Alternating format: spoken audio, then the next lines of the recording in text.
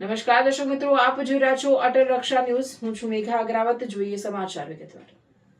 ડભોઈ શહેરમાં છેલ્લા 3 દિવસથી સતત પડી રહેલા ભારે વરસાદના જૂની ચાલીમાં એક મકાન અચાનક ધરાશાય થયું હતું. ડભોઈ શહેરમાં છેલ્લા 3 દિવસથી સતત પડી રહેલા ભારે વરસાદના જૂની ચાલીમાં એક મકાન અચાનક ધરાશાય થયું હતું. મકાનમાં કુલ 3 લોકો રહેતા હતા. અચાનક મકાનનો ભાગ તૂટી પડતા જ અન્ય સભ્યો તુરંત બહાર દોડી જતા મોટી દુર્ઘટના ટળી હતી અને 2 લોકોનો આબાદ બચાવ થયો હતો. ઇજાગ્રસ્ત 25 વર્ષીય હિતેશભાઈ બારિયા નામના યુવકને પગના ભાગે ગંભીર ઇજાઓ પહોંચી હતી. ડભોઈ નગરપાલિકા દ્વારા શહેરના ચોમાસા દરમિયાન જોખમી એવા 40 જેટલા જૂના મકાનોને નોટિસ આપવામાં આવી હતી. છતાં પણ મકાન માલિકો દ્વારા આવા જર્જરિત બાંધકામો ઉતારી લેવામાં ન આવતા આ પ્રકારની જોખમી ઘટનાઓ સામે આવી રહી છે. હલો, અમે ડભોઈના મંગલેશ્વર મહાદેવ અન્નક્ષેત્ર પાસે સુંદર કુવાના એરિયામાંથી બોલીએ છીએ.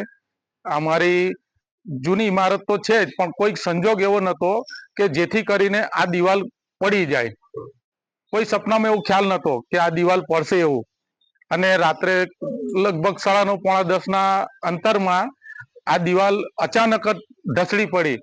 આમાં બચાવ કામગીરીના લીધે સમગ્ર અમારા જે રહીશો છે એ બધા સાથ સહકાર આપી અને એમને 3 વ્યક્તિ હતા એમાંથી અંદરથી કાઢેલ છે.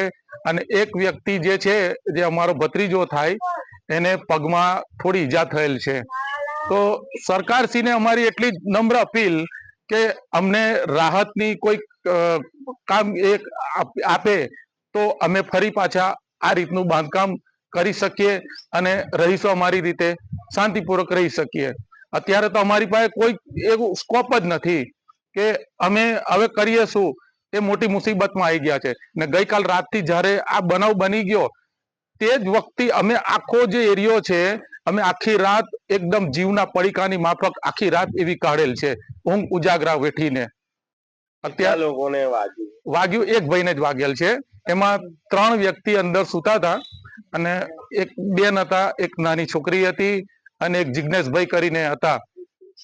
એમને પગની અંદર વાગેલ છે.